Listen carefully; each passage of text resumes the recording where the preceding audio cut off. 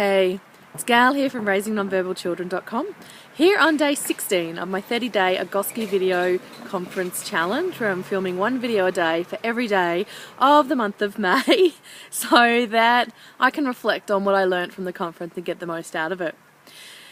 Today I'm covering part 2 of Sue Ballandon's confidentiality discussion, and this is the time I'm talking about confidentiality for our clients. Now, the point that she raised is that for a lot of our clients who have disabilities, have complex communication needs, and use particular communication devices, is that it doesn't take very many points of data, often only one or two, for people to actually know who you're talking about. So she suggests that it is very difficult for us to keep our promise of confidentiality, especially for clients in such a small pool, often living in small regional areas. Now, I have a lot of clients that I would only need to mention one or two things, two at the most actually, and people would know who it is I'm talking about. So I need to be very careful about that. And the other is, if you're talking about clients, if you have a client with a very rare disorder, and people in hospitals do this, they have case discussions and they're very, very careful not to mention names or anything. But if the client you have is the only one in your hospital or your state, or in fact all of Australia with that particular condition, it doesn't take very much for the people that you're talking to know what you're talking about.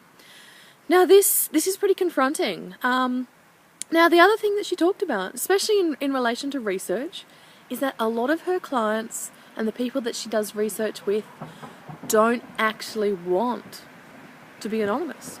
They want to get their voice out, and participating in research is one of the ways that they can get their message across in research to make a difference to the world. And they actually want their names and stories told so people know who they are.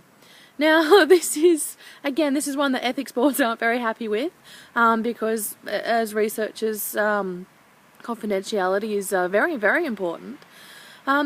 So I guess this is something, there's just a lot of areas that we need to talk about and think about and discuss as a community as to how we manage it and what we do and what it is that people want from us as well. I would love to hear your thoughts on this.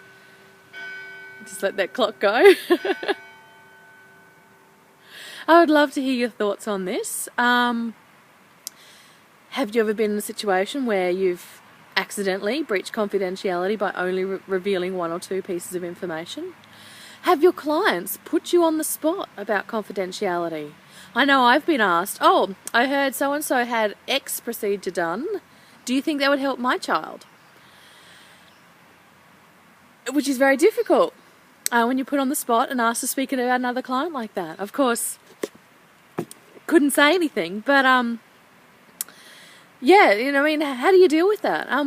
What challenges have you found in the past, and how have you dealt with them, and how would you deal with them in the future? Looking forward to having a discussion on client confidentiality. So please leave me a comment, a reply in Twitter, or just share generally with down below on my blog or on the YouTube page. Really looking forward to hearing what it is you have to say on client confidentiality and the challenges you have maintaining it. Thanks for listening, and I'll talk to you tomorrow. Bye!